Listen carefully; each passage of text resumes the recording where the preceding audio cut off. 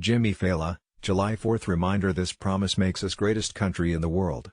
To view the full article, click the first link in the description below. Prior to becoming the host of my own show on Fox News Radio, I spent the better part of my adult life as a cab driver in New York City. I know what you're thinking, how does a guy go from taxi driver to radio host? One job spends all day surrounded by a bunch of bottom-feeding crazy people, and the other is taxi driving.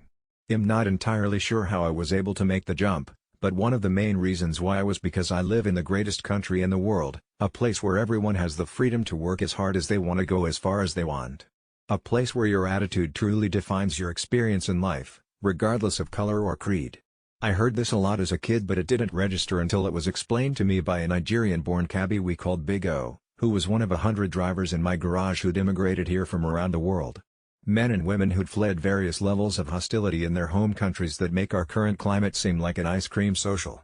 Helen Raleigh, as an immigrant, I celebrate America this July 4th and goodness of the American people. Big O's real name was Oba, which stood for king, and he was very much a monarch in our garage. The guy was the kind of tall that required a flashing red light on his head for planes, with a deep, thunderous laugh that sounded like he swallowed a subwoofer speaker. The king would tell me all the time that I had no idea how lucky I was to be here. I tended to agree with him every day when my alarm went off at 3 a.m. Click here to get the opinion newsletter. Taxi driving is a brutal gig. People always ask if I ever got scared and refused to pick up unsavory-looking characters. The honest answer is no, because when you spend 15 hours a day in traffic, part of you wants to die.